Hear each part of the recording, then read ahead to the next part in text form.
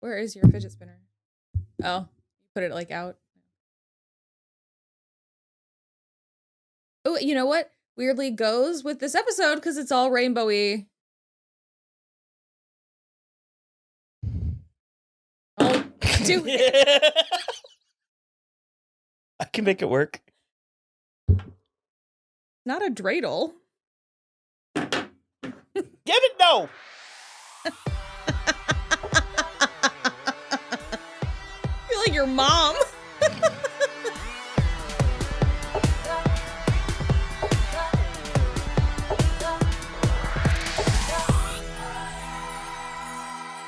Hello, everybody. I'm Will. And I'm Kristen. And this is So I'm Watching This Show, your twice weekly pop culture podcast, where we did the votes are in, where we talked about movies, music. Me and Kit voted and you lost. Videos, TV, more. We talk about pop culture. As always, this is a spoiler show. Just take that all around. Yeah. I think our general rule is, I think it's fine that we acknowledge things that come, but I don't think we should talk about things that come. That's I think fine. We should stick to this movie. Mm-hmm. But if there's a spoiler, you're gonna hear about it. We're also likely going to spoil a couple Iron Man movies and an Avengers movie. Just if you're not caught up with the MCU, I recommend it. Otherwise, there are other places to go for that kind of content. Yeah. It is not our specialty. Yeah.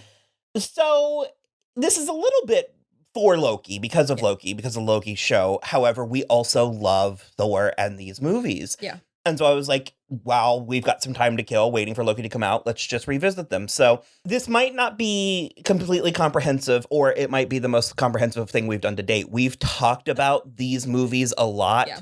And if you're a fan of the podcast, which frankly, some people don't even know that this was a pod, we've gotten requests to make a podcast. And if you're one of those people, you are in luck. You are so in luck. You know, technically, we're like closing in on episode 400. We've only been doing the video since October, but there is a vast backlog of audio only archive. If you'd like to hear since from 2017. Yeah, so you can go to soimwatching.com for links from there. You can find it wherever you listen to podcasts. Yeah. It's on Spotify. It should be everywhere. Yeah. But if you need a hub, soimwatching.com. That's the place to go for sure. Link. And you can search for stuff. And we also actually do have a Marvel hub. We were doing that rewatch in the months up to Infinity War. So we have talked about all of the Marvel movies in groupings, basically. We've never actually tackled each movie individually, except for like the ones that have come out since we started the podcast. And we also talked about them with Rachel in one big thing. Yeah. Yeah. So we've talked about it plenty. And I will go ahead and say that most of my opinions will probably be the same. Yeah. However, I am wont to have a wild hair from time to time. True. When revisiting, I'll go, where did that come from? I don't think that at all. So also, last little piece of housekeeping.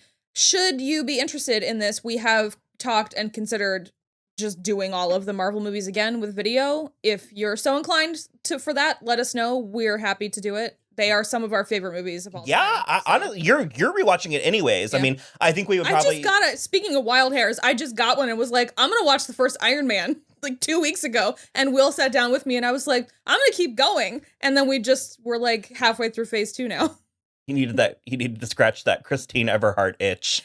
If we're being honest, I needed to scratch the Loki itch. Sure. Because Tom Hiddleston ain't working at the speed I want him to be.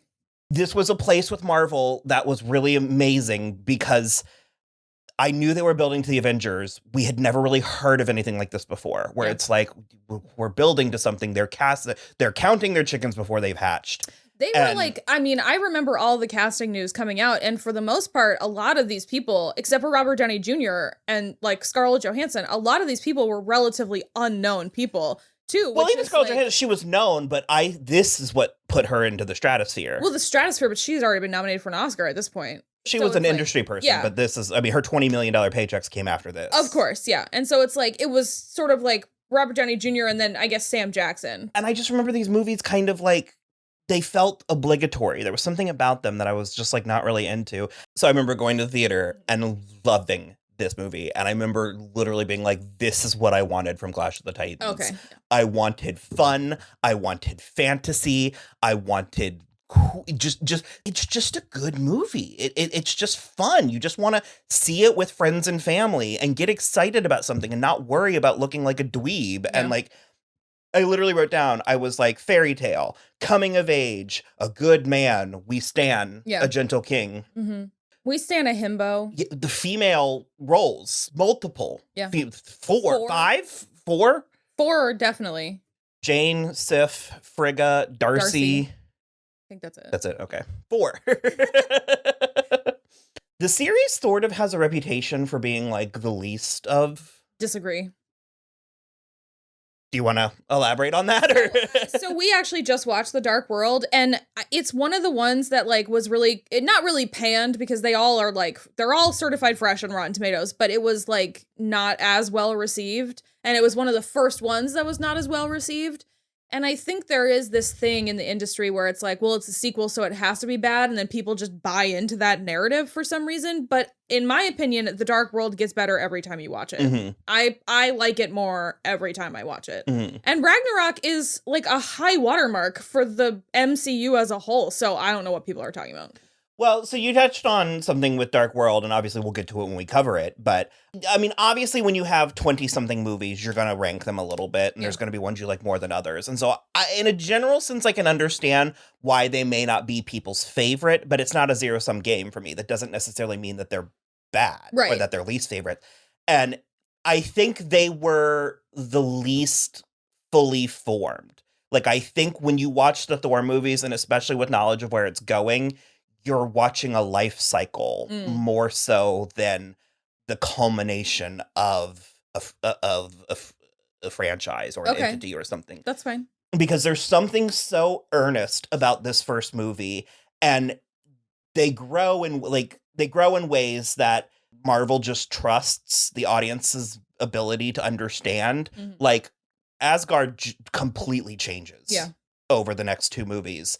And we're not doing fucking Snyder-esque, like, digital replicating because the audience will be confused if the throne room looks different. Mm-hmm. And it's like, no, it doesn't have to. You don't have to be CGI-ing David Thewlis's face onto some bodybuilder. I think it's also important to note that, like, I'm not going to say what it is, but there are, I guess, political changes in Asgard that you can just imagine that caused the like physical changes to Asgard. Like, you know, who doesn't think that person is gonna make aesthetic changes to the palace? You know what I mean?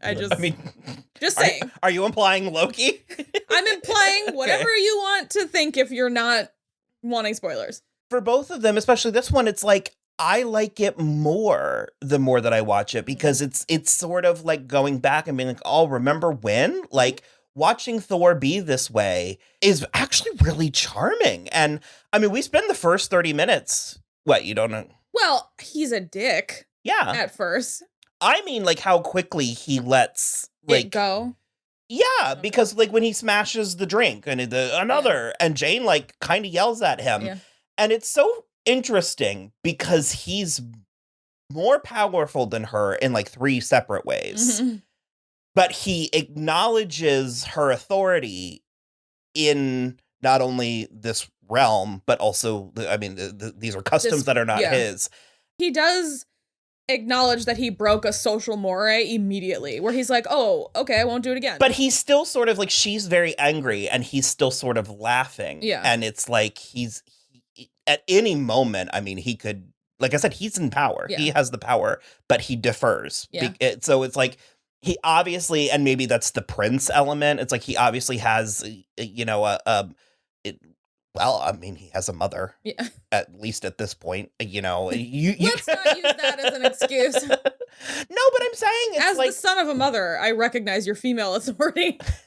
Well, no, I don't mean that. I just meant that he has manners. Sure. I meant that he understands, like. Well, and Frigga is his mother, which is the important part. Yeah, that's what I mean. I think what works with both Thor and Loki in the early movies is her. Mm-hmm. I think is being, her being their mother, because to get to the Loki part, it's really weird to go back to this movie because I straight forgot Loki was a frost giant. Well, it's because they never let him use his powers. Does it continue in the other movies? Like once or twice, maybe? Yeah, it's like he's always just like, my blue hands, and I'm just like, Is that a direct quote? What movie? My blue hands. Could you imagine Royal Academy of Dramatic Arts actor Tom Hiddleston? No, he doesn't. But it's like, that's the thing that always bummed me out is I'm like, I feel like you have other powers that you could be using in this scenario. And instead he like really relies on his like parlor tricks instead, which is fun, but. Well, and that's what and so it's funny. It's like to go from praising the movie to kind of criticize it a little bit. This time watching it is the first time that I've realized that that Loki's arc is real slapdash. Cause he's like, as a child and even the first couple scenes, he doesn't seem sketchy to me. He seems more, internal. Yeah. Like he seems more like he's just sort of like he's an observer. There you go. That's what I like, processing stuff.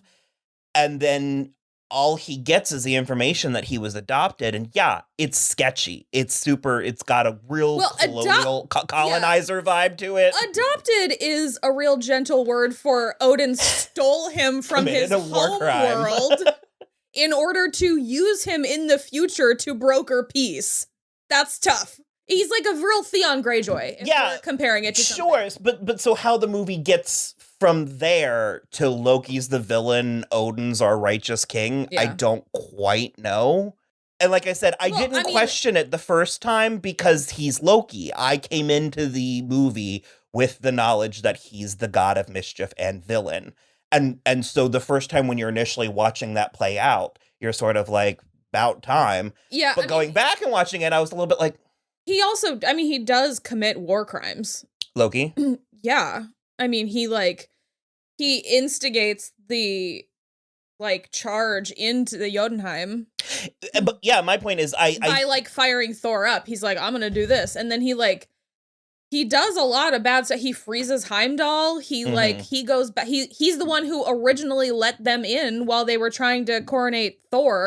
Okay, so then, I got confused. Yeah. He was? Yeah. Because why? Because he knew he'd never be king. Oh, I feel like they don't establish that well enough. It's not quite well enough, but we get it more later. So it's basically like Loki, even if he were Odin and Frigga's biological son, he would not be king unless Thor were dead. And so at the beginning, when he lets the frost giants in, it's because he's like, well, if I can take them down, then I can. I understand how Shakespearean plots work, but I guess I'm being a little bit critical here because it's like knowing where they go with the character. Yeah. I think they could have established it a little better. I agree. So, and that's not something that they were. They might have had plans to bring him back in Avengers, but they didn't have. I think they maybe didn't. Disney Plus series and right. I think maybe when they were making this, they had plans for him to be the villain in Avengers, but I think that they did not have plans for him to become a lovable sidekick gray character. Mm-hmm. And so that I think is where it's like the beginning of a lot of TV shows. Trevor and I have been talking about Buffy, and it's like there's stuff at the very beginning that is directly contradicted later, and it's like you wrote yourselves into a corner and didn't know how to get out. So it's like the later stuff is more reliable. I just think his turn comes really on a dime in a way that, because when he's a boy, he him and they're never mean to him. And again, Thor at most seems kind of dunderheaded. He seems like a jock. Yeah.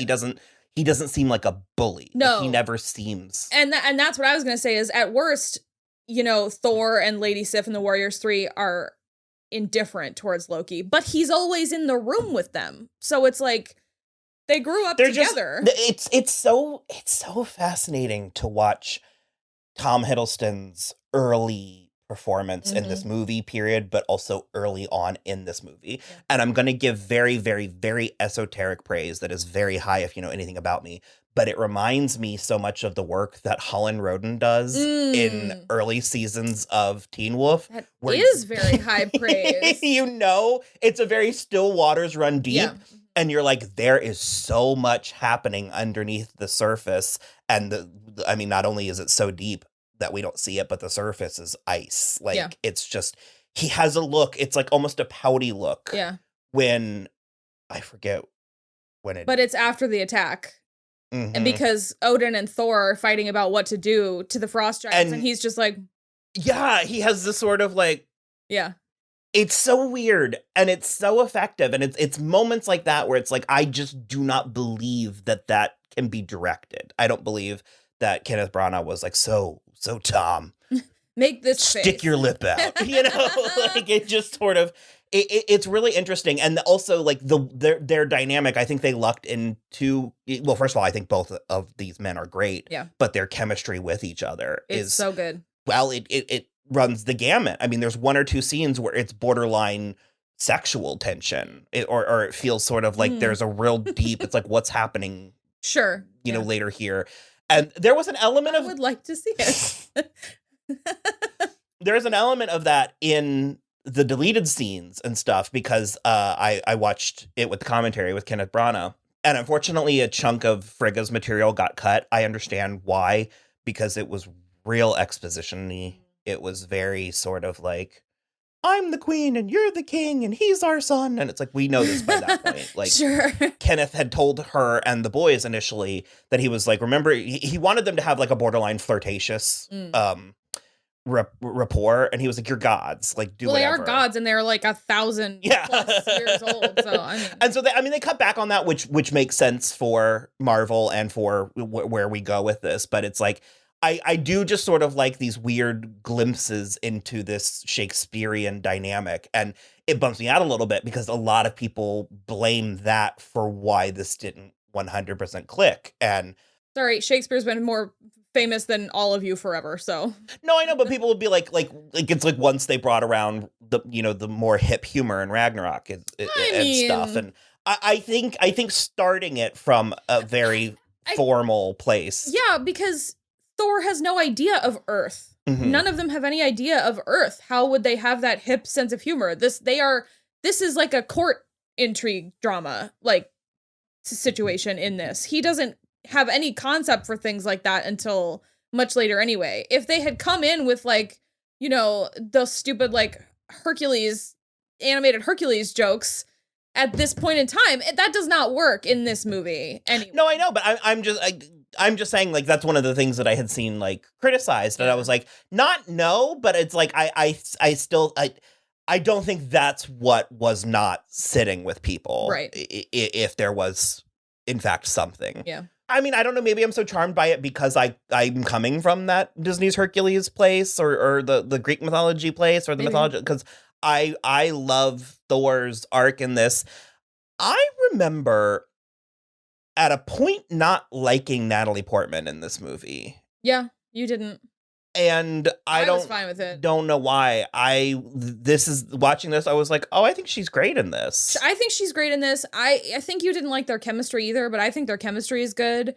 I think they don't have enough scenes for him to be that taken with her so quickly, but I'm into Natalie Portman in this movie, and I am into Natalie Portman in the second one, and I wish that it had kept going, but she felt so burned after the second one that she did not come back. And then Taika was like, I want you for the fourth one. I think maybe the press of her leaving the franchise left a bad taste in my mouth. I'm not entirely sure. I remember reading a review that I agree. She got duped into the second one because it was supposed to be Patty Jenkins. And then at the last minute. I forgot that part. At the last minute, they fired her and Natalie's contract wouldn't let her out. And so she was like, well, I'll do this one and I'm not coming back. Well, she was also, she was pulling back from Hollywood. A little, yeah. To begin, she'd won the Oscar. She got married. She had a kid. Yeah. Like, she moved to France. Like, yeah, her husband. She was kind of piecing out, and obviously she has still and continues to work, but it was very on her terms. Yeah. And so I think this was a similar thing to like Kristen Stewart signing up for Twilight, and then her career kind of going in a different. Then you're like, oh shit. Yeah, I do remember reading a review that I agreed with, where they were like talking about Natalie Portman, and they were like, I don't know if she like convincingly pulls off astrophysicist, and they were like, granted, I wouldn't know how to do that either. It's fine. She has a smart person face, so it like it works enough to make the movie, to like not break the movie. I remember being critical of their relationship and their chemistry in the first recording that we did of this, and for whatever reason it works so much more for me now, where I said it was almost like Marvel was trying to do a grand romance, and I was like, and Thor's just not it. And I agree now that Thor's not it. I desperately need to lower my expectations for Love and Thunder because I have astronomical expectations for it. Pull back on that. Well, I think it's so interesting that Thor is the character that ended up being surrounded by female characters, like really interesting women. And I think it makes sense. And I think the instinct to give Jane an intern in the form of the character Darcy, played by the actress Kat Dennings, is a triple win. Yeah. It's the kind of thing that these movies pass the Bechdel test within minutes. Oh, yeah. It illustrates what a low bar that is. That this is totally unrelated, except for that you said Bechdel test, and I just read this the other day, but I saw a tweet, and it was like, in Aliens, when Ripley says, "Get away from her, you bitch," she and the alien queen pass the Bechdel test. And I just was like, amazing. It takes some of the like heat off the later moments. Like I actually love the scene at the end when Lady Sif approaches Frigga and they're talking about Thor, and because what is Sif? She asked Frigga about it and she's like, "How is he?" And Frigga's like, "Fine. You know, he thinks about the human a lot." And just having these two women obviously like discussing our hero in a romantic hero way, and we even cut away from them, so they're just like voices. But it just is so much nicer when, or it sits better when the rest of the movie has been really like female heavy. Yeah, I agree. And now I've watched this twice in like 3 weeks, and so I had forgotten there's like a kind of throwaway line about Darcy because Eric Selvig says something. I thought you were a science major, and Darcy says political science, and then Jane says she was the only applicant. And so it's like doing this stuff is what made her go get like astrophysics degrees and stuff. And I was like, yeah, I didn't even think. Get it, Darcy. I love it. Everything about her performance and her deliveries are so good because it is demonstrably Kat Dennings, but it in those behind the scenes features, it does feel like Kenneth Branagh really got in there and was like, there's just so many bits where I'm like, I'm so curious to know if that was in the script or if it was improvised. And I also love the female gaze that this movie has, and to have both Jane and Darcy, because Darcy's a little bit more she's more shameless with it. Yes, the scene where they're watching him get dressed, and it's Jane and Darcy, and Jane's pretending not to look, but she's kind of looking. And my favorite thing about that, other than, well, we'll get to the specimen in a minute, but we're watching his reflection in a mirror. So it's already acknowledging the layer removed. And there's also like, I love a slight harmless voyeuristic. Sure. I think he didn't close the door all the way. I have a bit of a voyeur streak. I like it, and I always refer to it as harmless, and Chris and I can hear I don't condone committing any crimes.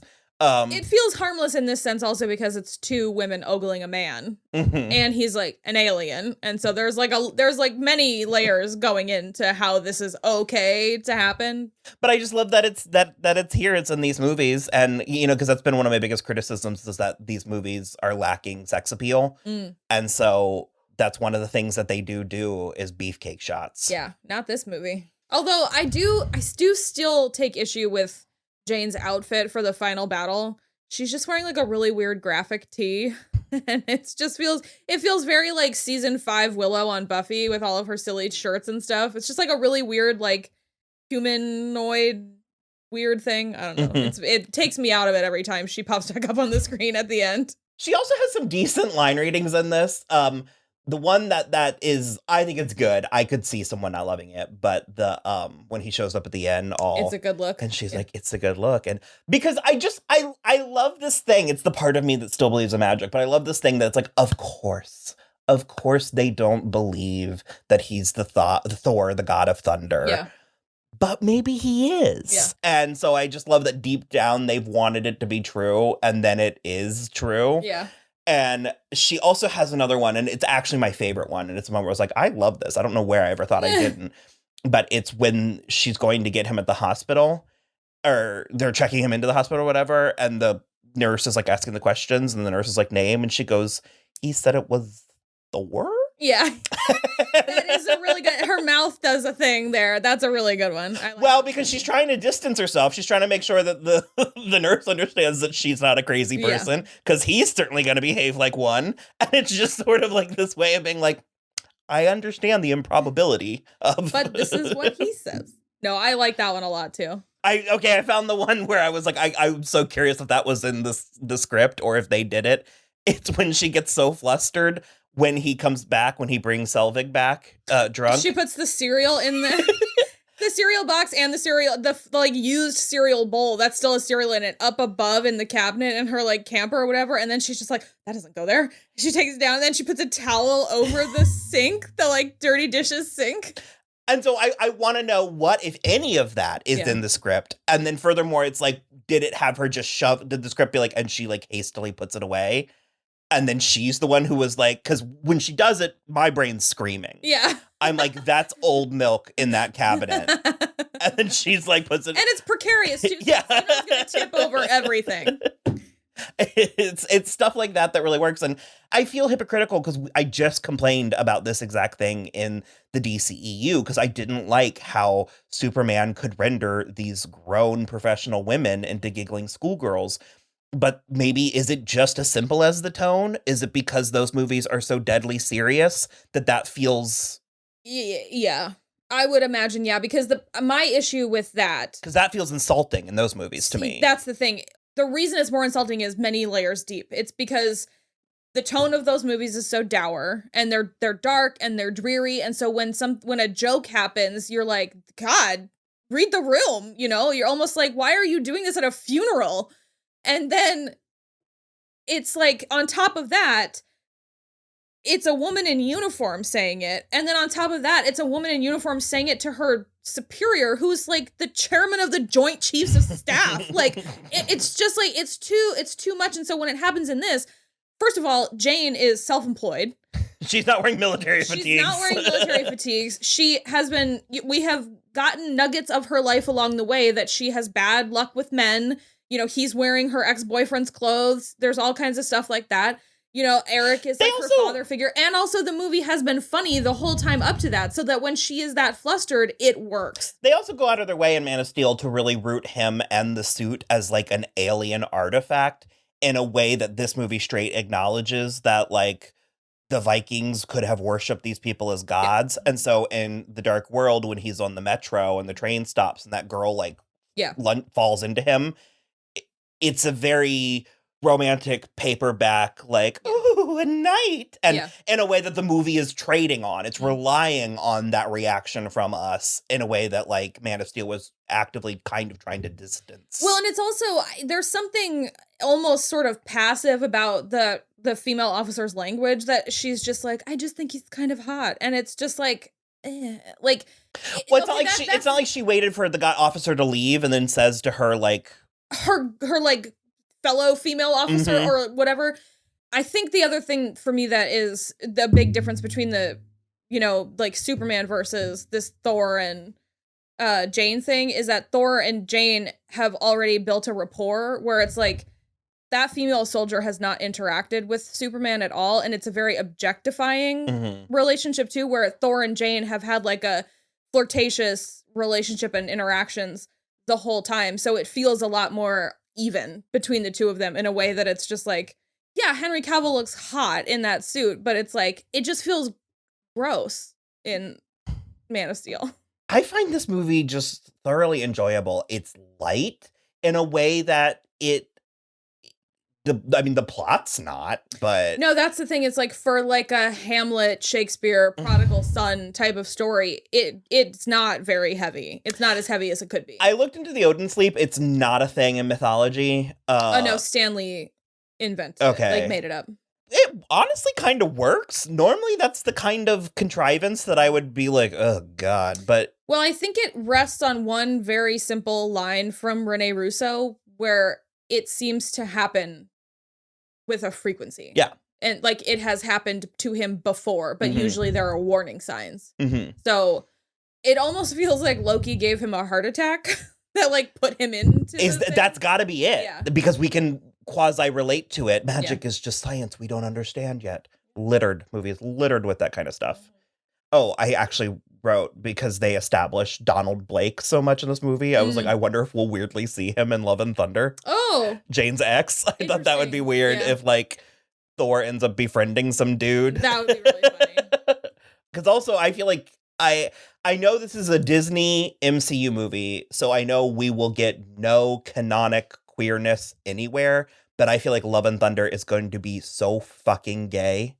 Because Jane, I mean, Mjolnir wielding Jane, gay. Lady Sif, gay. Valkyrie, gay. Loki, extremely bisexual. So I asked Jen and she didn't answer me, but I was like, it's a thing, right? That I was like obviously gays, but I was like, in particular, like lesbians, I think love Thor and Chris Hemsworth. And I was like, and I don't think it's necessarily himbo. Because I was gonna say it's not the lesbians, so it's like it's not an I want to sleep with him. I think he just sort of radiates like ally. Yeah. And like comfort. Like you can be safe with him. Sure. I don't know what it is, but he has, and again, especially if we're gonna put him in between all of these women, I'm like, he would be like you were at that one party where like they started having a fight and you turn into like a hulking man for a minute and you were like, let's go. And you like barricaded me out the door. I was gonna say, on more than one occasion, I have picked up a friend and sort of carried them out of a room when things are going south at 2:30 in the morning. Lady Sif and the Warriors 3. How do we feel? I wish there were more of them. Because I enjoy it. I enjoy the dynamic and everything, but Thor doesn't interact with any of them, like, ever. And so it just is sort of like, and also I cannot with Josh Dallas. I just can't. What? I cannot. It's so stupid. So if anything, I look upon him with fondness. I didn't know. I look upon him with fondness, but this guy, what's his name? Fandral? Yeah, it's a no for me. I am astonished that they weren't stripping Prince Charming down on Once Upon a Time because they can't keep a shirt on him. And this, every time they cut to him, he's in this like sleeveless robe with just tits out. I mean, just jiggling. And it's like, it's a little humorous. I think Ray Stevenson works the best. But there is a Philly King of the Dwarves. I was going to say that or Gimli. There you go, Gimli. I was going to say a dwarf for sure. There is a real dwarfy vibe to him where it's just like, because there's even like a joke about it where it's like, Thor has been banished to Earth. And it's whoever's fucking terrible. It's Josh Dallas's terrible accent. And he's like, and you've eaten 2 boars and 3 quails and blah, blah, blah. And I'm just like, do not mistake my hunger for apathy, appetite for apathy. I'm like, I like that line. Here's the thing. They don't not work. Yeah. But they don't work. Yeah. So the thing for me is like, I get that it's Lady Sif and the Warriors 3, that's like a thing. And that these are all characters in the comic books. But I think if it had been, Ray Stevenson and Jamie Alexander only, I think it would have worked better. I do too. Yeah. I absolutely do too. Because I think Lady Sif works the most, and especially Jamie Alexander is working her buns off in this movie in a great way, in a like real serious way. She is coming for this movie, and I love it. And then she's just been like, she's only in the second one, and then we've like not seen her again since then. Had Ragnarok stayed this path, I think we were going to get Lady Loki, which I wanted, which is a run where, and I think it's Sif, but she ends up, Thor spurns her, and so she joins Loki. Ooh. And because like they take over. Yeah. And that's they both have the blackest hair. It would work.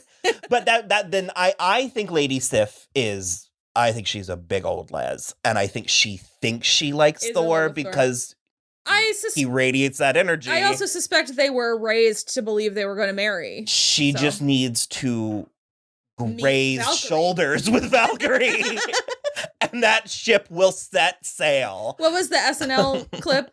The period lesbian drama. They just need to gaze across the room Hands at each will other. touch. Yeah.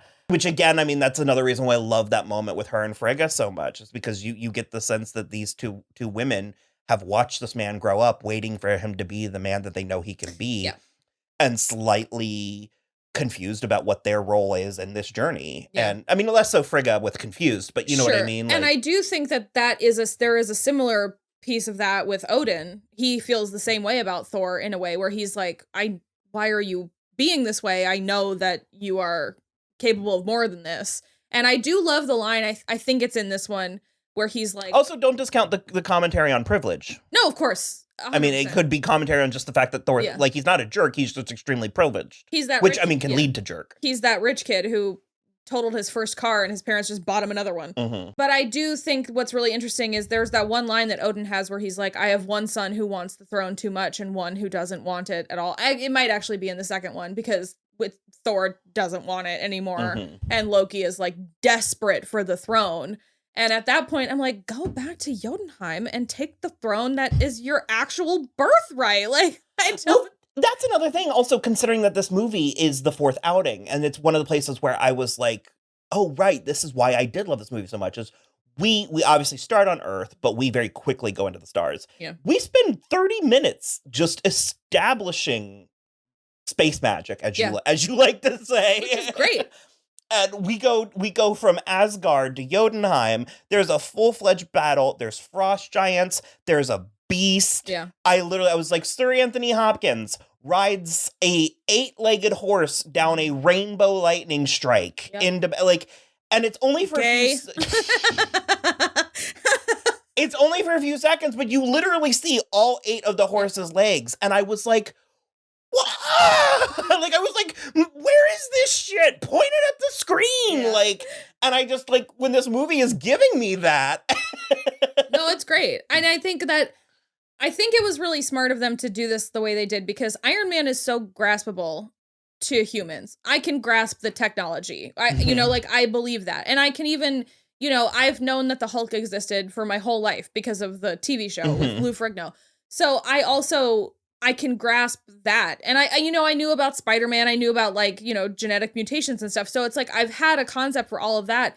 And then it's like, the fact that it did take them 4 movies to get to space magic, I think is enough time to build up to, like, now where you've seen where we are on Earth, the baseline on Earth, and now we're going to show you the baseline for where the rest of this is going to happen. But also, we leave Asgard and come to a podunk town in New Mexico where a big metal thing comes and pew-pews a few times. And so it's like, again... One of my favorite things is when the one SHIELD guy is like, is that one of Stark's? And Coulson is like, he never tells me anything. And he, like, goes to get on the phone with Tony. I think that's half of why I think this movie ages better, to be perfectly honest, because I can see how in the first run of things, you can kind of be like, why are we wasting time on this or this particular thing? And so there's something about going back and, like I said, getting to see Coulson, getting to see, you know, where they were building these things, even the stuff with Frigga, because I think Frigga desperately needs a scene with Loki in this movie that she does not even deleted.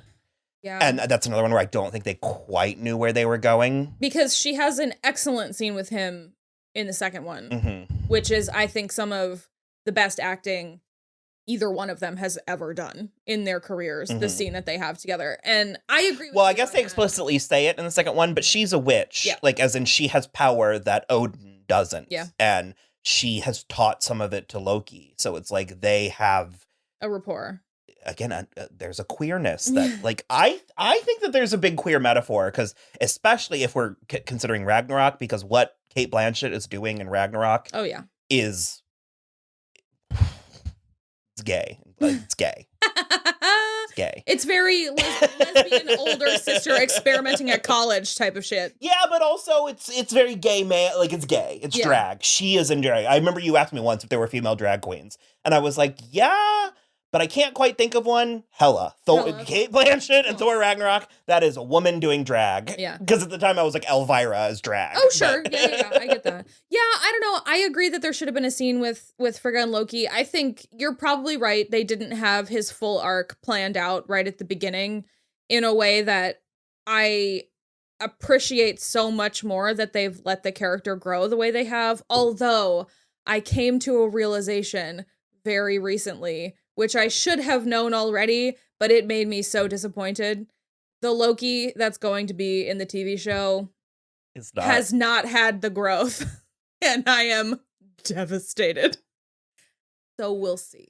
I mean, we know he's capable of it. It has helped temper my expectations, which were sky high. So we know he's capable of it. Yeah, so we'll see where it goes. We got 6 episodes. Yeah. We touched on the design of Asgard. Did you have anything more specifically that you wanted to say with that? And if not, I do love it. I don't have anything very specific to say. These last couple times I've watched it, I have wondered about the like roads and infrastructure because I'm very curious how one gets from one end to the other. Well, those are in Dark World, but the like boat things. Yeah, but there's more. It seems like pathways at least, and bars and corners of. But this is very big and gold. It's very sweeping, and I'm just like, I don't see a single sidewalk down there. How about the Rainbow Bridge? Oh, I dig it. It's really cool. It's way cool. I mean, like, the comics, it obviously works, how they draw it in the comics, but this is spectacular. Seeing where these movies go, I am left wanting a little more from it. Really? Seeing where the movies go. Okay. But especially for where we were when this came out, I think it's perfect because I think if they had a literal rainbow bridge, it would be distracting. Gay. Well, no, yeah. Rainbows mean, science, like, 100%. First and gay second. Yeah. And so it's like, I think if there were a quite literal, like, Roy G. Biv stripes running down the road, it would be cartoonish. Well, yeah, and also if they had done that, the whole thing would be a lot more cartoonish. It would it's like a Care Bears type of thing in the comic books, and so I think it works better the way that it is because you're right, if it was just like a color blocked rainbow bridge going from Asgard, the whole look of everything would have had to be different because that bridge can't be coming off that gold city. That looks so dumb. And I love the prismy. I think the single best thing the first was using an opal. Yeah, quartz to inspire it. But then having the touch points. So good. I think that works. But no, I'm just saying where we go with Ragnarok, I think they could have bumped it up to 11, is what I'm saying. That's fair. I think, but it had the franchise could withhold that. Yeah. Where it might be franchise breaking. But no, well, we at least have a little bit of an excuse for it. They have to rebuild it. True. So that it could improve that way. Heimdall. I love Heimdall. Love Idris Elba. I think it's a really, really interesting silhouette. I like all the gold and everything. There's not a single thing he does that I think is wrong or bad. Having said that, it does feel not fully realized, would you say, or not used to his... So I think what they're trying to do, and I don't necessarily think they're failing, but I think he's not very present as a person. Like, Heimdall's not very present because he is always watching. He's like everywhere. A ferryman or like Karen. Well, not even. He just is always watching everything. Okay. And so I think that he is not always totally present with who he's talking to or how he is in the world. So I don't necessarily think it's a bad thing. But I don't know. I don't think I would call it half-baked, especially because he's consistent the whole time. Well, I definitely didn't say half-baked. It feels... I meant when I said where it doesn't feel fully realized. It feels like, and they really try the most in Ragnarok. There's a handful of things, especially now that we're prepping, obviously these movies for Disney Plus shows. And I mean, frankly, the shows are barely even giving us what we want from them. But going back and watching this, 2-hour movie, I'm sort of like, man, I wish this was a TV show because we would get more from him. Like, we would get more from all of this in a way that we're still having to use the shorthand of film. To sort of and that explains away where it's like watching just this Loki's descent into madness works for me, but being 7 properties and 10 years removed, I'm like, that needs to be a little bit more nuanced. There should be something. There's nothing that can be done about that. This is us, like I said, 10 years removed. Really sort of. I'll go with appraising. Yeah. What's there. I think it's great. I think the banishment scene, I think that they tackle this. We say this a lot of times negatively, but I think they tackle it like a well-done steak in a way that you can't be afraid. Like, you can't be afraid of this kind of stuff. And I think that's something where Kenneth Branagh really helps because he's a theater. I like Kenneth Branagh. He's kind of gotten a reputation. I mean... Has he? Artemis Fowl. Did he direct that? Yeah. I don't believe you. Oh my God, he did. Gross. I mean, he loves his Dutch angles in this. There's lots of fun silhouettes. That is my least favorite part of this movie is the Dutch angle. Oh, really? Yeah, I think it's really, I mean, it does give it like a style or whatever, but I think it's too much. I think it's way too much Dutch angle.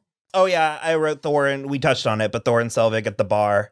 I love that they understand, and again, this is our big complaint with the DC movies, but it was like, I love that the movie understands it's important to have fun. Yeah. It's important every so often to pump the brakes and be like, hey, entertain your audience. Yeah. Like, and especially to do it while also progressing the story. 100%, because I think that moment is pivotal for Thor's like recalibration into Thor that can wield the hammer again. He is like just doing something for and with another person, because Eric is like distraught by that point. He's like lying to government agencies. He's like seriously considering that, you know, the stories from his childhood are real. Like the Norse mythology childhood, or stories from his childhood are real. There's like all of they've been robbed by S.H.I.E.L.D. There's so much going on. And he's just like, I need a Boilermaker immediately. And so he takes Thor to a bar. And I just do think that that's important for Thor's progression, and the fact that he takes Eric back to Natalie Portman, like returns him where he should be. He doesn't leave him. We drank, we fought, he made his ancestors proud. And so I just like, I think those moments are very important. And that moment when he brings him back to Jane is really important, because then he and Jane go up on the roof and they have that beautiful moment about science and magic. And he tells her all about Yggdrasil and like how the 9 realms are connected. And I mean, it's perfect. She falls asleep. He doesn't threaten her in any way. He's incredible. He pulls a blanket up on her shoulder. It's a delight. Also, Hawkeye was there. It was it was exciting at the time because it was his first appearance. It was exciting in the way that I heard people go, oh, but it meant nothing to me then, and it means less to me now. You better buckle up. He's going to be in the Hawkeye TV show. Hawkeye's fine. I like Hawkeye fine. He's fine. Jeremy Renner is fine. In a little hot water, but I'm not sorry. I do the only other thing I'll say is I do really appreciate the ending of this movie with Loki, that he like chooses to let himself go into the abyss of space rather than like face the consequences. It's relatable is all I'm gonna say. He is a fascinating character, and I am a Tom Hiddleston stan. I love him. He is one of my favorite dudes in this whole universe. I love him so much, but I do think Loki is one of the more fascinating characters because he, you know, so many of our like heroes are only righteous. You know, they're only good after they like get past their initial hurdle or whatever. And I like that he will help them sometimes, but he is still dastardly, and he will turn. Well, we haven't seen the worst of it yet, so. No, because literally all he does is betray Thor and stab him. He does it in every single movie. He stabs Thor every time they're in the same room together. No, I know that. I meant we go to some Nazi places in Avengers, but we do. Yeah. I'm not proud of it. No, I'm not proud of how much I love him, but I do think that there is an arc there that is very interesting. Yeah. All of their hair is pretty bad in this one. The eyebrows, they really bleach his eyebrows. I'm not going to say never. Like, I'm not going to say, but they almost, because they're not just bleached. There's like yellow and like, so I was like, they almost look fake, but it's not that they're fake. I'm not going to say never do the eyebrows. I'm just going to say the instinct that they have to match is not always correct. Yes. Because I think they also make his eyes look fake. They make them look too blue. They make him look like he's made out. Well, he just sort of looks made out of putty. Yeah. In close-ups. Yeah. He also really got his exercise regimen down in a different way later because he is like thick in this movie and he leans up a lot later. Okay. I mean, his arms are huge the whole time, but there's something even about his face in this that feels like wider because I think he was only bulking. He wasn't doing like you know, cutting. Actually, I think the best his hair ever looks is Dark World. Because even Avengers is but at a certain point he did grow his own hair because he it's Dark World. Because he didn't like the wig. He was like, I don't want to wear that wig again. He has pieces in Dark World, but like this part of his hair is real. Because my brother's ex-girlfriend saw him in person because she used to work at a hotel and he was in Orlando and she called me to be like, he's at the pool right now, and he was wearing a white bathing suit and had his hair in a bun. Okay, well, we will be back at some point with Thor: The Dark World. Avengers. No, with Avengers next. That's correct. With the first Avengers movie next, we will be back to talk about that. Yeah, so you can follow us on Twitter at So I'm Watching or Instagram at So I'm Watching This Show. As we mentioned at the top, if you want to revisit our old MCU coverage, it is only on the podcast, but you can find it all on soimwatching.com. I think if you honestly just search Marvel, the whole hub will come up where we had all of the coverage. And then please rate, review, and subscribe on iTunes or YouTube or wherever you listen. And that's it for us.